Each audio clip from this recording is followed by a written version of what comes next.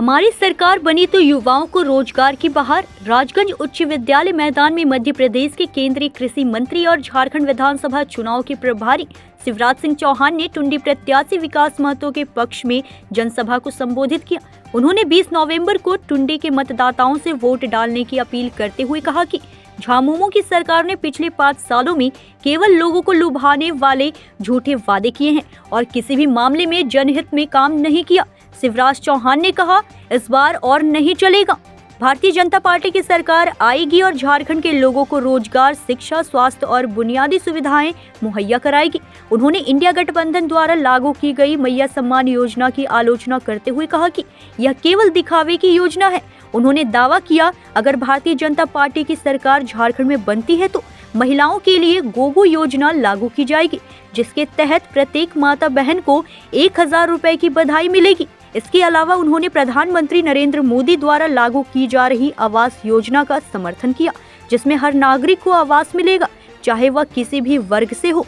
शिवराज सिंह चौहान ने कहा, जो बीजेपी कहती है वह करके दिखाती है। यदि बीजेपी सत्ता में आती है तो गैस सिलेंडर की कीमत 1000 रुपए से घटाकर 500 रुपए कर दी जाएगी। उन्होंने भारतीय जनता पार्टी के पिछले 10 सालों की उपलब्धियों का जिक्र करते हुए दावा किया कि पार्टी ने हर वर्ग के लिए काम किया है और आगे भी करती रहेगी। इस सभा में टुंडी और आसपास के क्षेत्रों के हजारों ग्रामीण उपस्थित थे। आप बताओ, या मकान बनाने के लिए बालू मिलती है क्या? जोर से बोल के बताओ, ना मिलती है क्या? बालू खरीदने में पशु में आ जाता है और बालू कौन बेच रहा है? अरे बालू कौन लूट रहा है? मुझे पता चला जेएमएम के नेता मथुरा भी बालू लुटवा रहे हैं। यहाँ की बालू जाती है बांग्लादेश तक और यहाँ के मकान बनाने वाले तरसते हैं। टुंडी के बहनों और भाइयों, बीजेपी आजसू की सरकार लाइए, बालू आपको फ्री में दिया जाएगा। फ्री में, एक पैसा नहीं। बोलो, फ्री में मिलना चाहिए कि नहीं? जोर से बोलो ना, मिलना चाहिए कि नहीं? अरे एक बात सुन लेना, मैं आप बताओ, हेमंत सोरेन ने आपके मकान बनवाए क्या? आपसे कहते आए ऐसे भाई बहन हाथ उठाओ तो कच्चे घर में रहते। विकास जी, आज से शुरू हो जाओ, इनकी सूची बनाओ जिनके कच्चे मकान है। जिनके कच्चे मकान है तो पक्का मकान बनाने का पैसा प्रधानमंत्री जी देंगे। हम मिटाएंगे पीएम आवास योजना के अंतर्गत। आज का जो जनसैलाब था, उस जनसैलाब ने ये तय कर दिया, ये जो भ्रष्ट सरकार है, ये जो भ्रष्ट विधायक है, ये उनके खिलाफ एक तरह से आक्रोश कर सकते हैं इस जनसैलाब। और इस जनसैलाब ने दर्शा दिया कि हिंदी पूरी तरह से परिवर्तन के मूड में है। क्या परिवर्तन चाहिए सर? सबसे ज्यादा सरकार आपकी थी। आज का परिस्थिति का आप आकलन कर लीजिए। आप प्रखंड मुख्यालय जब जाएंगे ना तो आपको पूरी तरह से चरमराई हुई व्यवस्था नजर आएगी। सर 18 साल आपकी सरकार रही, उसमें बदल सकती थी तकदीर, आज क्यों नहीं बदली? उस सरकार के कार्यकाल का आप एक आकलन करके देखिए। 181 में जब रघुवर सरकार के कार्यकाल में जब कॉल किया जाता था ना, तो किसी एक जनमानस से पूछ करके देखिए, जब उन्होंने कॉल किया 181 में, पूरी तरह से उनकी कॉल को रिस्पॉन्स मिला है और इसकी समस्या का समाधान हुआ है। सर क्या समस्या? स्ट्रीट लाइट खत्म हो गया, आज पीएम आवास को झारखंड में बंद कर दिया। क्या कुछ कहना चाहेंगे इसमें? पीएम आवास में क्यों बंद किया गया? पीएम आवास में कुछ टेक्निकल फॉल्ट हुआ, जिसके वजह से हुई है। हर जगह उतने ऊपर की चीज हम लोग नहीं बता सकते। हर जगह चल रही है सर, झारखंड को उपेक्षित किया जा रहा है। लेकिन अभी हमारे क्षेत्र का जो समस्या है वो क्या समस्या है? क्या प्रखंड मुख्यालय कभी भी जाइए, किसी भी पदाधिकारी या अधिकारी से आपको मुलाकात नहीं होगा। अगर यहाँ पे बीएड कॉलेज प्राइवेट खुल सकता है तो सरकारी भी खुल सकता था। पॉलिटेक्निक कॉलेज अगर प्राइवेट खुल सकता है तो सरकारी भी खुल सकता था। ऐसा क्या बात है भिन्न पार्टियों को, भाजपा, जो भी पार्टियां रहती हैं, उसको चुनाव के ही समय जनता की विकास और अपने क्षेत्र की विकास की बात याद आती है। क्या समस्या हुआ?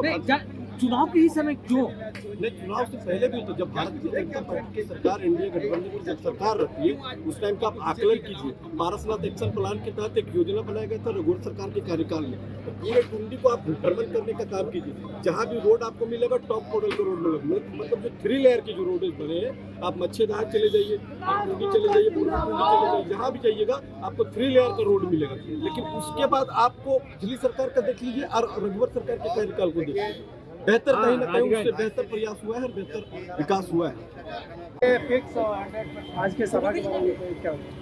देखिए, आज जन आशीर्वाद सभा था राजगंज हाई स्कूल मैदान में। आप लोगों ने देखा कि टुंडी विधानसभा की तमाम माताएं, बहनें, भाइयों का मुझे भरपूर आशीर्वाद मिल रहा है। और जो हमारे आज केंद्रीय कृषि मंत्री हैं, जिनको पूरा देश मामा जी के नाम से जानते हैं, तो मामा जी को सभी लोग सुनने के लिए आए थे कि वो किस प्रकार से हम लोग झारखंड का विकास करेंगे। झारखंड में जो आज तक विकास नहीं हो सका, टुंडी में जो आज तक विकास नहीं हो सका, टुंडी के जो माननीय विधायक हैं, वो मंत्री रहे, विधायक रहे, सरकार में हैं, लेकिन टुंडी की जनता और टुंडी से उनको कोई मतलब नहीं रहा।